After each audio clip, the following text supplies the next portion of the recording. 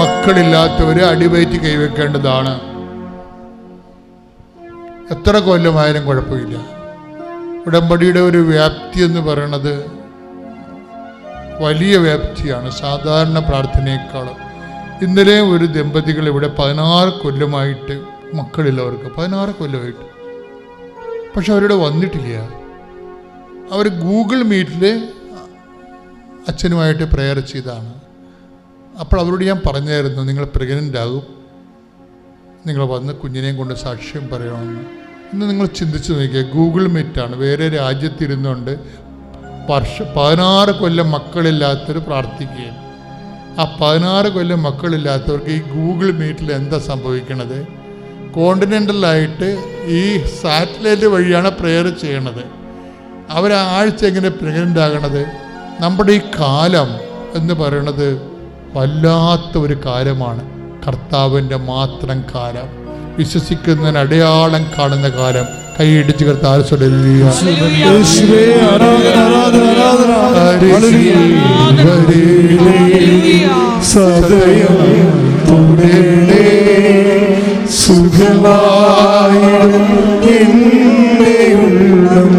അരികിൽ വരണമേ,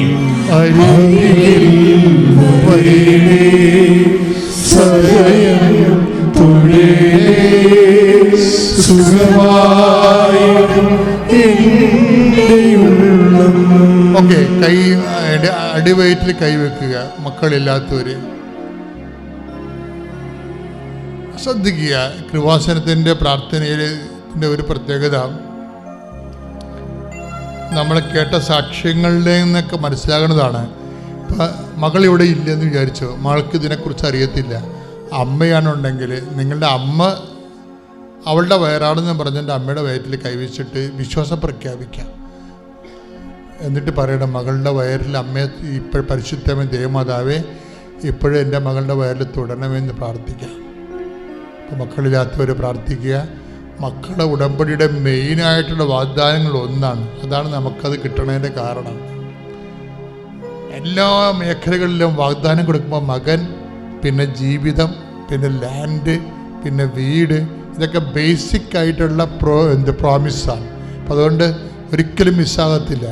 അടിവയറ്റി കൈവച്ച് പ്രാർത്ഥിക്കുക. കർത്താവായ ദൈവമേ, മക്കളില്ലാത്ത എല്ലാ ദമ്പതികളെയും, ഉടമ്പടിയുടെ പ്രാർത്ഥിക്കുന്നവരുടെയും ഉടമ്പടിയുടെ ഭാഗമായിരിക്കുന്നവരുടെയും ഉദരത്തെ അങ്ങ് സ്പർശിക്കണമേ. മരുന്നോ ലേപനോ അല്ല കർത്താവേ, അങ്ങയുടെ വചനത്താൽ അവർ മാംസമായി കുഞ്ഞുങ്ങളെ യേശുവിന്റെ നാമത്തിൽ സ്വീകരിക്കട്ടെ, ശ്രദ്ധിക്കട്ടെ.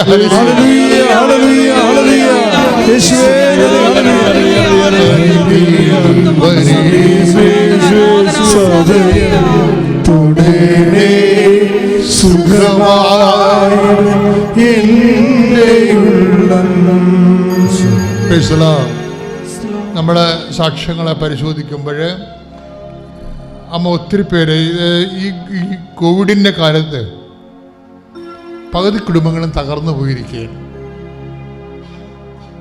അതുകൊണ്ട് തന്നെയാണ് നമ്മൾ അമ്മയുടെ മുമ്പിൽ നിന്ന് മാറാതെ നിൽക്കുന്നതിൻ്റെ കാരണം.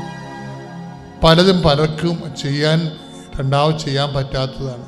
ദൈവം തന്നെ മെറിറ്റില്ലാതെ ഉള്ള അവസ്ഥയാണ്. നോട്ട് ബൈ മെറിറ്റ്, ഗ്രേസിലെ വർക്ക് ചെയ്യത്തുള്ളൂ. ഇപ്പം നമുക്ക് 2 കോടി കടമുണ്ട്, അല്ലെങ്കിൽ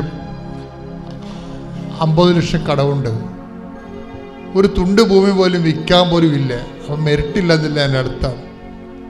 പിന്നെ നമുക്ക് ജീവിക്കണ്ടേ? ദൈവമല്ലേ നമ്മളെ ജീവിപ്പിക്കേണ്ടത്, പിന്നെ വേറെ ആരാ ജീവിപ്പിക്കേണ്ടത്? കടമുള്ളവർ കൈപൊക്കുക. ശ്രദ്ധിക്കട്ടെ.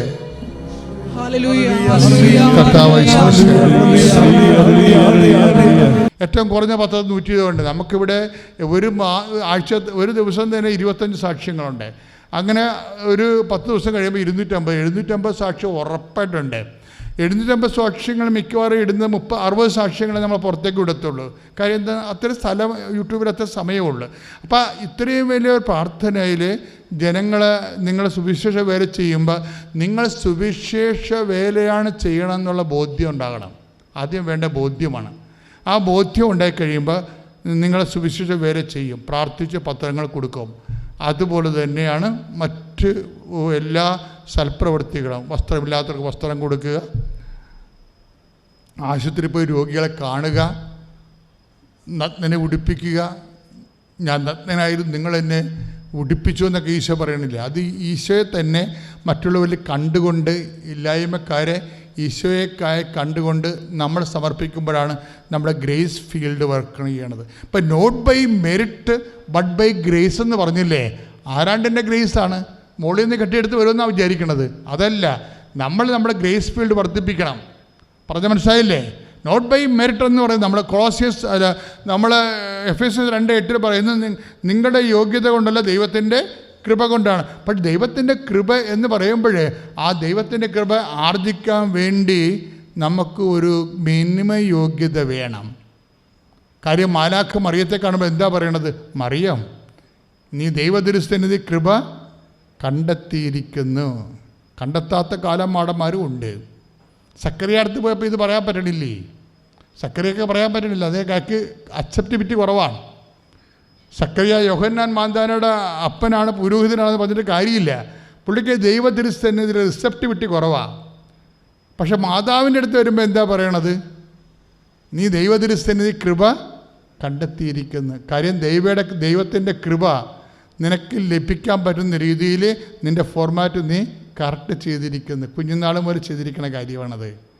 പ്രാർത്ഥിക്കുകയും അതുപോലെ ദൈവത്തിൽ വിശ്വസിക്കുകയും കർത്താവിൻ്റെ വചനം കേൾക്കുകയും. അത് മറിയം പറയുന്ന സ്വസ്ത്രഗീതം പോലും സാമുവേലിൻ്റെ അമ്മ പറഞ്ഞ സ്വസ്ത്രഗീതമാണ്. കാര്യം മറിയം നന്നായി അമ്മ വചനം വായിച്ച് ധ്യാനിച്ചാണ് ഇവിടം വരെ എത്തിയിരിക്കുന്നത്. അപ്പം അതുകൊണ്ട് അമ്മയുടെ സ്വസ്ത്രഗീതം പോലെ നിങ്ങൾ വായിച്ചാൽ മനസ്സിലാകും. അന്നമ്മയുടെ സ്വസ്ത്രഗീതമാണ്. ആരുടെ? സാമുവേലിൻ്റെ അമ്മയില്ലേ, എൽക്കാനയുടെ പത്നി, അവരുടെ സ്വസ്ത്രഗീതമാണ്. കുറേ വാക്കുകളാണ് അമ്മ സ്വസ്ത്രഗീതത്തിൽ ഉൾപ്പെടുത്തിയിരിക്കുന്നത്. എന്താ കാര്യം വെച്ച് കഴിഞ്ഞാൽ അമ്മയ്ക്ക് ബൈബിൾ നന്നായിട്ട് അറിയാം, വിശുദ്ധ ഗ്രന്ഥം അറിയാം. അപ്പോൾ അമ്മ അത് പഠിച്ചും പ്രാർത്ഥിച്ചും ധ്യാനിച്ചും അമ്മ വചനമായി ജീവിക്കുമ്പോഴാണ് അമ്മ വചനത്തിലാണ് മറുപടി പറയണത്. എന്താണ്? ഇതാ കർത്താവിൻ്റെ ദാസി എന്ന് പറഞ്ഞാൽ എന്താണ്? വചനത്തിൻ്റെ ദാസി എന്നാണ്. ഇതാ കർത്താവിൻ്റെ ദാസി എന്ന് പറഞ്ഞാൽ വചനത്തിൻ്റെ ദാസി എന്നാണെങ്കിൽ വചനമെന്ന് പറഞ്ഞാൽ എന്താ? ഉടമ്പടിയാണ്. കാര്യം നമ്മൾ വചന കൂടാരത്തിൽ വചനത്തിൻ്റെ വാഗ്ദാന പേടകത്തിൽ ഇരിക്കണത് എന്താണ്? വാഗ്ദാന പേടകത്തിൽ ഇരിക്കുന്ന വചനമാണ്. അപ്പോഴേ ഈ വചനത്തിന്, ആ വചനം നിറവേറ്റാൻ ഞാൻ എന്ത് ദാസ്യപ്പണിക്കും തയ്യാറാണെന്നാണ് പറയണത്. പറഞ്ഞ മനസ്സിലായില്ലേ? കർത്താവിൻ്റെ വചനം നിറവേറ്റാനേ. ഇപ്പോൾ പാക ഉടമ്പടി നടന്ന് ഒരു തല്ലും പൊട്ടിക്കലും തന്തയ്ക്ക് വിളിക്കലും തന്തയെ ഇരുത്തിക്കൊണ്ടൊക്കെ വിളിക്കുന്ന ആൾക്കാർക്ക് ചിലപ്പോൾ 5 സെൻറ്റ് കൂടുതൽ കിട്ടും. വീടുകളിലൊക്കെ നടക്കാനുണ്ടല്ലേ? മിണ്ടാതെ നിൽക്കുന്ന ആൾക്കാർക്ക് ഒന്നും കിട്ടത്തുമില്ല. കാര്യം നമ്മളെന്താ ചില ആൾക്കാർ പറയത്തത്, നിൻ്റെ വായി കൂവലാണോ എന്ന് ചോദിക്കും.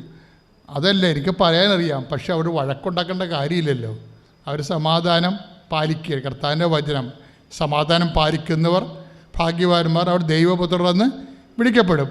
അതുകൊണ്ടാണ് അവരവിടെ സമാധാനം പാലിക്കണത്. പക്ഷെ അവർക്ക് നഷ്ടമാണ്.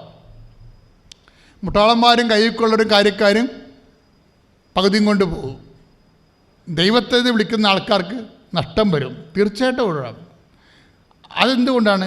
ഈ വചനത്തിന് ദാസിയായി സമാധാനം സ്ഥാപിക്കാനുള്ളത് ഒരു സുവിശേഷ സാക്ഷ്യമാണ്. അതിന് രക്തസാക്ഷിയായ ശവശാസ്ത്രവല്ല മരത്തിൽ തൂക്കണമെന്നൊരു കാര്യമില്ല. ഒരു കുടുംബത്തിൽ സകല സാഹചര്യങ്ങളെ ക്രിസ്തുവിൻ്റെ നാമത്തിൽ സന്തോഷത്തോടെ ഏറ്റെടുക്കാൻ കഴിഞ്ഞാൽ നിൻ്റെ ഉടമ്പടി വിജയിച്ച്. കാര്യം എന്താണെന്ന് പറയുക, അതും സുവിശേഷമാകുകയാണ്. നമ്മൾ സുവിശേഷമാകുന്ന ആൾക്കാർക്ക് മാത്രമേ സുവിശേഷം ഏകാൻ പറ്റത്തുള്ളൂ. ഇതെല്ലാം കൂടിയാണ് അച്ഛൻ പറഞ്ഞത്, നിൻ്റെ ഗ്രേസ് ഫീൽഡ് ഡെവലപ്പ് ചെയ്യണമെന്ന്. അപ്പോൾ നീയും അമ്മയെപ്പോലെ ദൈവതിരുസന്നിധി കൃപ കണ്ടെത്തും. ദൈവതിരുസന്നിധി നിൻ്റെ IELTS വിജയം കണ്ടെത്തുക. ദൈവതിരുസന്നിധി നിന്നെ വസ്തു വിൽക്കാനുള്ള പോംവഴി കണ്ടെത്തുക.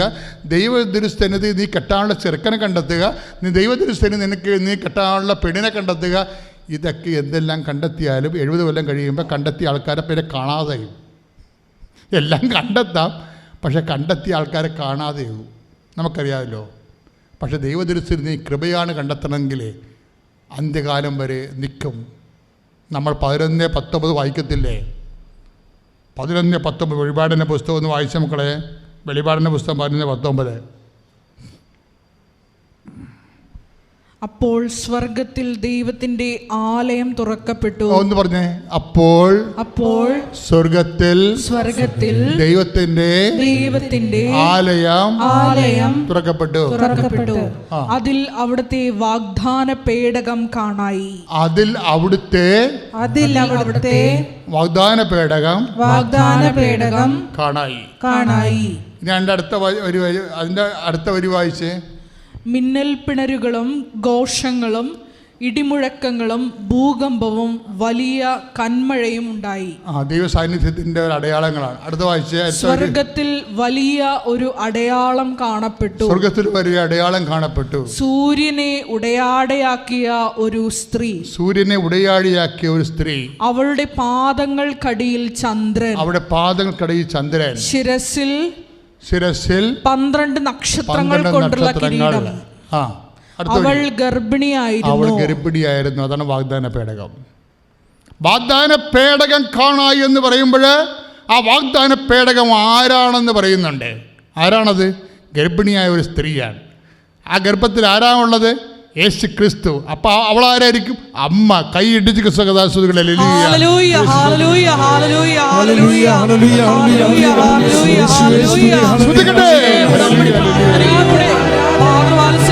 ക്ഷണിക്കുന്ന അവിടുത്തെ വലിയ സ്നേഹത്തിന് ഞങ്ങൾ നന്ദി പറയുന്നു.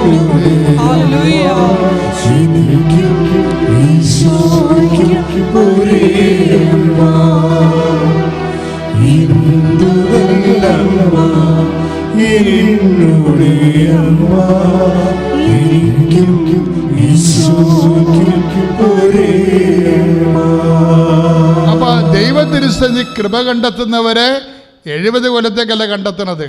മനസ്സിലായ? ദൈവതിരുസന്നിധി നീ പരീക്ഷയുടെ വിജയം കണ്ടെത്തിയാൽ 70 കൊല്ലം കഴിയുമ്പോൾ തീരും. ദൈവതിരുസന്നിധി നിന്റെ വസ്തു വിൽക്കണേന് ഒരാവശ്യം കണ്ടെത്തിയാൽ ആ വസ്തുവിൻ്റെ കാലം കഴിയുമ്പോൾ അത് തീരും. ദൈവതിരുസന്നിധി നീ ചെറുക്കനെ കണ്ടെത്തിയാലും നീ നിന്റെ ജീവിത പങ്കാളിയെ കണ്ടെത്തിയാലും എല്ലാം 100 കൊല്ലം കൊണ്ട് തീരും. ദൈവതിരുസന്നിധി നീ കൃപ കണ്ടെത്തിയാൽ അന്ത്യം വരെ, അവസാന കാലം വരെ, നിത്യത വരെ പരിശുദ്ധ അമ്മയോടൊപ്പം നിന്റെ സാന്നിധ്യം, അമ്മയോടൊപ്പം നിന്റെ സാന്നിധ്യം ദൈവത്തിരുസന്നിധിയിൽ ഉണ്ടാകും. ദൈവവേദലേ, ഇത് കൃപയുടെ ഒരു എക്സ്റ്റൻഷൻ. കൃപ കണ്ടെത്തണം. നിന്റെ മെറിറ്റ് കുറഞ്ഞു പോയാൽ, അപ്പോൾ അതല്ലേ റബി ടീച്ചർ സംഭവിക്കണത്. അവിടെ മെറിറ്റ് കുറഞ്ഞു പോയി. പക്ഷേ അവരുടെ കൂടെ കോമ്പറ്റ് ചെയ്യണം. മത്സരത്തിൽ റബി ടീച്ചർ ജയിക്കും, ഇൻ്റർവ്യൂ ജയിക്കും. മാനേജർ പറഞ്ഞ് ഇൻ്റർവ്യൂ ജയിച്ചിട്ടുണ്ട്, ജോലി തരാം. പക്ഷേ കാര്യമുണ്ട്, കേട്ടക്ക് പാസ്സാകണമെന്ന് പറയും. ഇൻ്റർവ്യൂ ജയിച്ചിട്ടുണ്ട്, ജോലി തരാം, പക്ഷേ കേട്ടക്ക്. അപ്പോഴും ഇവർ വിറക്കും. എന്താ കാര്യം? കേട്ടക്ക് പുതിയ പരിപാടിയാണ് അല്ലേ? അത് കുഞ്ഞുങ്ങളുമായിട്ട് പഠിച്ചാൽ, ഇപ്പോഴത്തെ കുഞ്ഞുങ്ങളെ പഠിച്ചാൽ അവരൊരിക്കലും രക്ഷപ്പെടത്തില്ല. അപ്പോഴും മാതാവിനോട് പറയും, എന്താണ് അവിടെയും ഉടമ്പടി വർക്ക് ചെയ്യും. എന്താ? Not by merit but by grace. 150 ചോദ്യങ്ങളാണ് കേട്ടക്കിന് വരേണ്ടത്. 150 ചോദ്യങ്ങൾ. ടീച്ചറിൻ്റെ കൈയും കാലും പറിച്ച് കണ്ണൊക്കെ ചിമ്മി, കണ്ണ് കാണാൻ പറ്റില്ല, തലകറക്കം പറ്റില്ല, എന്തൊക്കെ ആ 8 ചോദ്യമേ അറിയാൻ പാടുള്ളൂ. 8 ചോദ്യമേ അറിയാൻ പാടുള്ളൂ 150 ചോദ്യത്തിൽ. കാര്യം 17 കൊല്ലമല്ലേ പഠിച്ചിറങ്ങിയിട്ട്. പക്ഷേ ഈ ചോദ്യത്തിൻ്റെ അടുത്തൊക്കെ ടീച്ചർ ഈ ഉടമ്പടി കാശിലും കൊണ്ടുപോയി വെക്കും. കേട്ടക്ക് പരിചയമാണ്. ഉടമ്പടി 150 ചോദ്യത്തിൻ്റെ പിന്നിലും കൊണ്ടുപോയി ഉടമ്പടി കാശിന് വെക്കുമ്പോൾ ചില ചോദ്യങ്ങൾ ബ്ലിങ്ക് ചെയ്യും. അതെല്ലാം ടിക്ക് ചെയ്ത് വെക്കും. ആരാണ്? മാതാവ് നേരിട്ട് ഇടപെട്ടിരിക്കുകയാണ്. ഈ ചോദ്യങ്ങൾ, ചില ഉത്തരങ്ങൾ ബ്ലിങ്ക് ചെയ്യിക്കുകയാണ്. അത് ഭയങ്കര രസമാണ് ടീച്ചർ പറഞ്ഞ് കേൾക്കാൻ. അത് അവർക്കറിയത്തില്ല. അവർക്ക് 8 എണ്ണമേ അറിയാൻ പാടുള്ളൂ. 150 ചോദ്യങ്ങളുണ്ട്. അവർ 94 എണ്ണത്തിന് റെഫർ ചെയ്ത് ഈ 94 ഉത്തരം അവർ പറഞ്ഞു, എനിക്ക് സത്യമായിട്ട് 8 ഉത്തരവേ അറിയാൻ പാടുള്ളൂ, ബാക്കിയെല്ലാം എൻ്റെ അമ്മ എഴുതി തന്നതാണെന്നാണ്. കൈയിടിച്ച് കർത്താവിനെ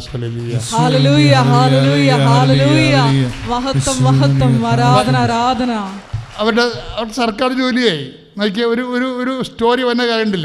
എനിക്ക് ഒത്തിരി അനുഗ്രഹങ്ങൾ മാതാവിൽ നിന്നും തിരുക്കുമാരിൽ നിന്നും നേടിത്തന്നിട്ടുണ്ട്. അതിന് ഈ 1 വർഷത്തിനുള്ളിൽ എനിക്ക് കിട്ടിയ വലിയൊരു അനുഗ്രഹത്തിന് സാക്ഷ്യം പറയാനാണ് ഞാനിപ്പോൾ ഇവിടെ നിൽക്കുന്നത്. എൻ്റെ മകൻ്റെ വൈഫ് 1.5 മാസം ഗർഭിണിയായപ്പോൾ അവൾക്ക് ആദ്യമായിട്ട് ബ്ലീഡിംഗ് ആയിട്ടാണ് തുടങ്ങിയത്.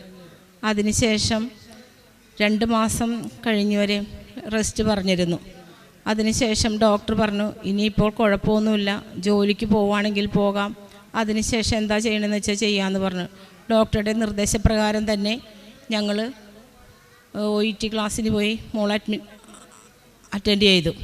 അതിനുശേഷം 5.5 മാസമായപ്പോൾ വീണ്ടും മോൾക്ക് ബ്ലീഡിങ്ങായി, രാത്രിക്ക് തന്നെ ഭയങ്കര കോംപ്ലിക്കേഷനായി ഹോസ്പിറ്റലിൽ അഡ്മിറ്റ് ചെയ്തു. അപ്പോൾ ഞാൻ അതിന് മുന്നായി ഇത് ബ്ലീഡിങ് കണ്ടപ്പോൾ തന്നെ ഞാൻ മാതാവിൻ്റെ ഉടമ്പടി കാശുരൂപവും ഉടമ്പടി തൈലവും വയറിൽ വെച്ച് കുരിശ് വരച്ച് പ്രാർത്ഥിച്ചു. മാതാവേ, എനിക്ക് അമ്മ തന്ന കുഞ്ഞാണെങ്കിൽ ഈ കുഞ്ഞിനെ എനിക്ക് അമ്മ മാതാവിൻ്റെ തിരുനടയിൽ കൊണ്ടുവന്ന് സാക്ഷ്യം പറയാൻ അമ്മ എനിക്ക് തിരിച്ച് തന്നെ മാതാവേ എന്ന് ഞാൻ പ്രാർത്ഥിച്ചാണ് വീട്ടിൽ നിന്ന് ഹോസ്പിറ്റലിലേക്ക് പോയത്.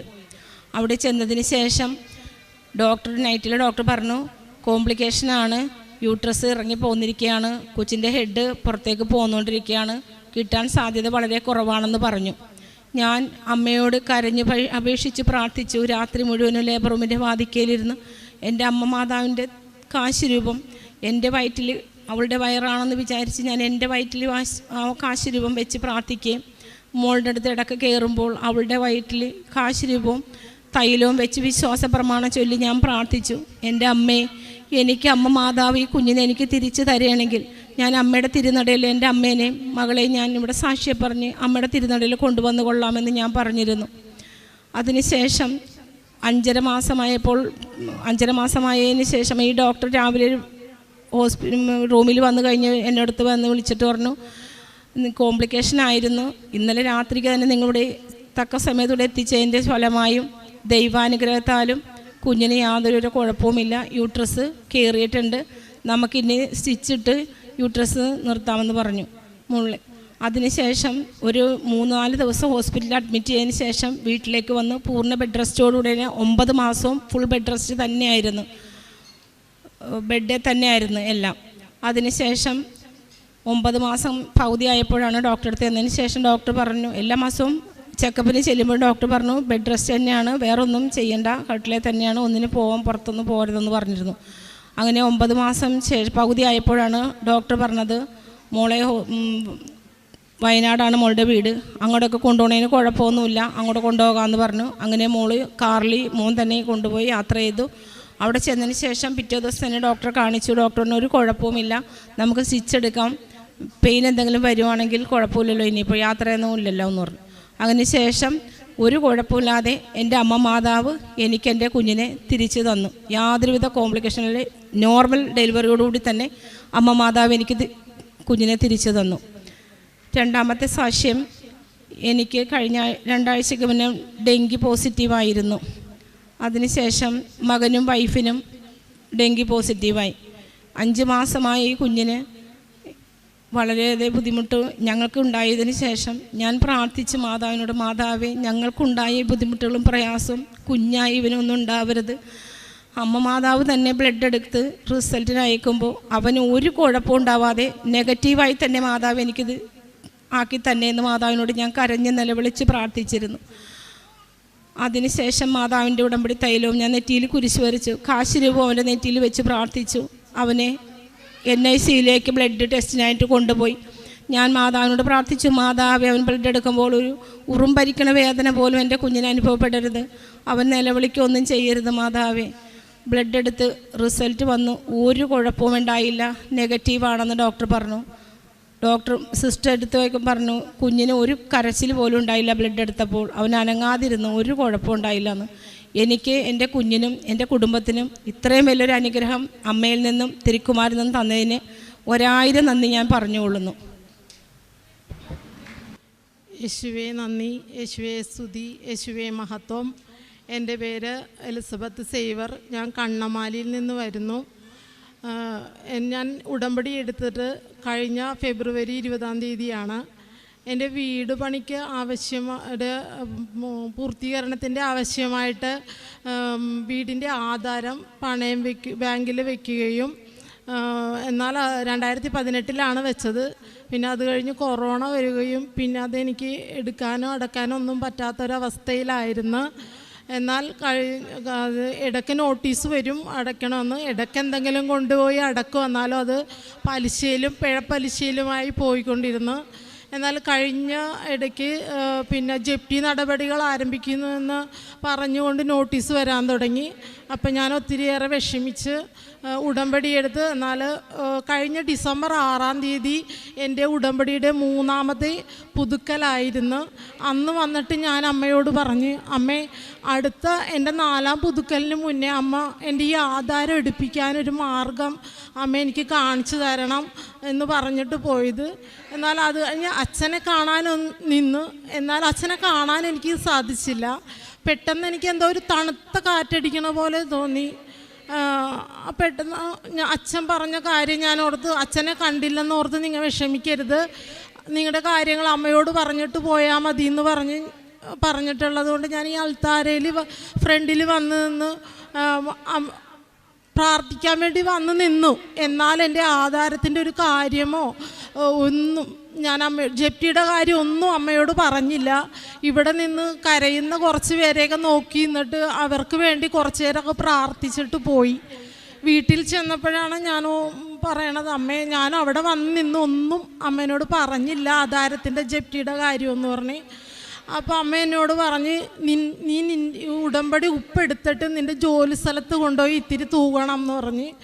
അങ്ങനെ ഞാൻ പിറ്റേ ദിവസം ജോലിക്ക് പോയപ്പോൾ എൻ്റെ ഫ്ലാറ്റിൽ അവിടെയൊക്കെ കുറേശ്ശെ എല്ലായിടത്തും ഇട്ട്. അത് കഴിഞ്ഞ് കുറച്ച് സമയം കഴിഞ്ഞപ്പോഴത്തേക്കും ബാങ്കിൽ നിന്ന് വിളിച്ചിട്ട് അവർ പറഞ്ഞ്, നിങ്ങൾക്കിത് പുതുക്കി വെക്കാനുള്ള ഒരു ഓപ്ഷനും കൂടി ഉണ്ട് എന്ന് പറഞ്ഞു. അപ്പം ഞാൻ പറഞ്ഞു, അയ്യോ സാറേ എനിക്കിത് പുതുക്കി വെക്കാനുള്ള പൈസ എൻ്റെ കയ്യിലില്ല. പുതുക്കി വെച്ചാൽ 3 ദിവസം കഴിഞ്ഞ് നിങ്ങൾക്ക് പൈസ തിരിച്ച് അക്കൗണ്ടിലേക്ക് ഇട്ട് തരാമെന്ന് പറഞ്ഞു. എന്നാലും അത് അങ്ങോട്ട് അടക്കാനുള്ള പൈസ ഇല്ലാത്തതുകൊണ്ട് ഞാൻ വളരെ വിഷമിച്ചു. അപ്പോൾ ആ സാറ് എൻ്റെ അടുത്ത് പറഞ്ഞില്ല, നിങ്ങൾക്ക് ഈ പൈസ കിട്ടും, നിങ്ങൾ ആരടുത്തെങ്കിലും ചോദിച്ച് എന്തായാലും കിട്ടും എന്ന് പറഞ്ഞ്. അങ്ങനെ കഴിഞ്ഞ് കുറച്ച് നേരം ഞാനിങ്ങനെ പ്രാർത്ഥിച്ച്, വിശ്വാസപ്രമാണം ചൊല്ലിക്കൊണ്ട് പ്രാർത്ഥിച്ച്, അമ്മ എന്താണ് ഞാൻ ചെയ്യേണ്ടത്? ആ സാറ് പറയണ കിട്ടും, എനിക്ക് ആരാണല്ലേ ഉള്ളത് തരാനെന്ന് പറഞ്ഞ് ഞാനിങ്ങനെ പ്രാർത്ഥിച്ചപ്പോൾ പെട്ടെന്ന് അമ്മ എൻ്റെ അടുത്ത് പറഞ്ഞ്, എൻ്റെ ഫ്ലാറ്റിൽ ഞാനൊരു വീട്ടിലും കൂടി ജോലി ചെയ്യുന്നുണ്ട്, അങ്ങനെ അവിടെ ചോദിക്കും നീ എന്ന് പറഞ്ഞ്. അപ്പം ഞാൻ അവിടെ ചോദിച്ച്, എനിക്കിങ്ങനെ ആധാരം പുതുക്കി വെക്കലിൻ്റെ ആവശ്യത്തിനായിട്ടാണ് 3 ദിവസത്തിനുള്ളിൽ തിരിച്ചു തരാമെന്ന ബാങ്കുകാർ പറയണത്. അതുകൊണ്ട് എനിക്ക് കുറച്ച് പൈസ തന്ന് ഒന്ന് സഹായിക്കാൻ പറ്റുമോ എന്ന് ചോദിച്ച്. അപ്പോൾ ആ ചോദിച്ച കൊച്ച് ഇവിടെ വന്ന് ഉടമ്പടി എടുത്തിട്ടുള്ളതാണ്. അപ്പോൾ അത് പറഞ്ഞ് സാറിനോട് ചോദിക്കട്ടെ ചേച്ചി, എനിക്കറിയില്ല ഉണ്ടാവുമോ എന്ന് ഇത്രയും പൈസയെന്ന് പറഞ്ഞ്. എന്നാൽ പിറ്റേ ദിവസം ഞാൻ ജോലിക്ക് ചെല്ലുമ്പോൾ എന്നോട് പറഞ്ഞ്, ചേച്ചി പേപ്പറുകളൊക്കെ ശരിയാക്കിക്കോ, പുതുക്കി വെക്കാനുള്ള പൈസ സാറ് തരാമെന്ന് പറഞ്ഞ്. അങ്ങനെ അതിൻ്റെ പിറ്റേ ദിവസം ഞാൻ വില്ലേജിലൊക്കെ പോകേണ്ട 2 പേപ്പർ കൂടി ശരിയാക്കണം. അപ്പോൾ ഇനി വില്ലേജിൽ പോകാനുള്ള സാധനങ്ങളുമായിട്ടാണ് ജോലി സ്ഥലത്തേക്ക് ചെന്ന് അവിടെ നിന്ന് നേരത്തെ ഇറങ്ങാമെന്ന് വിചാരിച്ച്. അപ്പോഴേ എന്നോട് വിളിച്ചിട്ട് പറയണേന്ന്, ചേച്ചി അത് ഇനി പുതുക്കി വെക്കണ്ട, ചേച്ചി ആധാരം എടുപ്പിച്ചോ, പൈസ സാറ് ബാങ്കിലേക്ക് ഇട്ട് തരാമെന്ന് എന്ന് പറയുകയും ഡിസംബർ 6-ാം തീയതിയാണ് ഞാനിവിടെ വന്ന് അമ്മേനോട് പറഞ്ഞിട്ട് പോയത്. എന്നാൽ ജനുവരി 4-ാം തീയതി ആധാരം എടുപ്പിക്കുകയും ചെയ്തു. പരിശുദ്ധ അമ്മയ്ക്കും ഈശോയ്ക്കും നന്ദി. കൂടാതെ എൻ്റെ മോളുടെ കയ്യിൽ നിറച്ച് അരിമ്പാറയായിരുന്നു. 1 വർഷത്തോളമായിട്ട് കൈ നിറയെ അരിമ്പാറയായിട്ട്. എനിക്ക് മരുന്ന് മേടിക്കണമെന്ന് മോളെപ്പോഴും പറയും, പിന്നെ എല്ലാവരും എന്നെ വിളിച്ച് വഴക്കും പറയുന്നുണ്ട്. ഓരോ ദിവസം ചെല്ലും തോറും അരിമ്പാറ കൂടി വന്ന്. എന്നാൽ ഞാൻ മാതാവിനോട് പറഞ്ഞു, അമ്മ ഞാൻ എന്താണ് ചെയ്യേണ്ടത്? അമ്മ പറയണ പോലെയല്ലേ ഞാനെല്ലാം ചെയ്യണത്. അപ്പോൾ അമ്മ എൻ്റെ അടുത്ത് പറഞ്ഞു, നീ ഇതിന് മരുന്ന് വാങ്ങിക്കരുതെന്ന് പറഞ്ഞ്.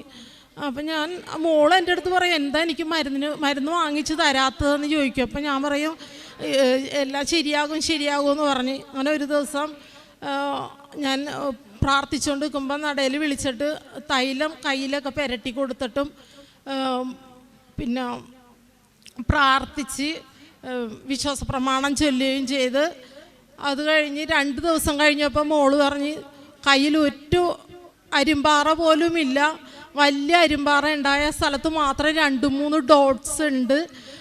ഞാൻ പറഞ്ഞു, ഇത്രയും അമ്മ കളഞ്ഞു തന്നല്ലേ, ഡോട്ട്സും കളഞ്ഞു തരുമെന്ന് പറഞ്ഞ് 2-3 സ്ഥലത്ത് ഉണ്ടായ ആ ഡോട്ട്സിൽ തൈലം പുരട്ടുകയും അത് 2 ദിവസം കഴിഞ്ഞപ്പോഴത്തേക്കും ആ വെള്ളപ്പാടുകൾ പൂർണ്ണമായും മാറി. ഇപ്പോൾ ഒട്ടും പാടുമില്ല, ഒന്നുമില്ല.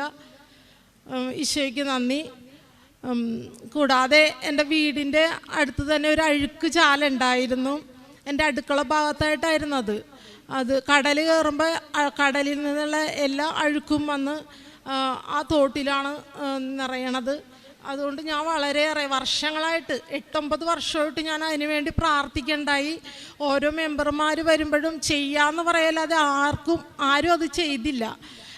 എന്നാലിപ്പോൾ 1 മാസമായിട്ട് ഞാൻ മാതാവിനോട് പറഞ്ഞു, അമ്മ എനിക്ക് എന്തെങ്കിലും ഇനി ചെയ്തു തന്നെ അമ്മ എന്ന് പറഞ്ഞിട്ട് വിശ്വാസ പ്രമാണം ചൊല്ലി ഉപ്പിട്ട് ഇടണുണ്ടായിരുന്നു. എന്നാൽ കഴിഞ്ഞ ദിവസം അവർ പറഞ്ഞ് ഞങ്ങൾ അടുത്ത ദിവസം തന്നെ ഈ കാണ പണിയുമെന്ന് പറയുകയും അതിനുള്ള എല്ലാ മെറ്റീരിയൽസും അടുപ്പിച്ച് നാളെ തന്നെ പണി തുടങ്ങുമെന്ന് പറഞ്ഞ് ഇന്നലെ വന്ന് പറയുകയും ചെയ്ത്.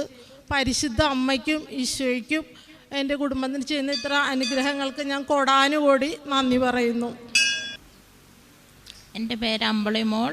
ഞാൻ വരുന്നത് കോട്ടയം ജില്ലയിൽ മുണ്ടക്കയം മാങ്ങാപ്പട്ടയിൽ നിന്നാണ്.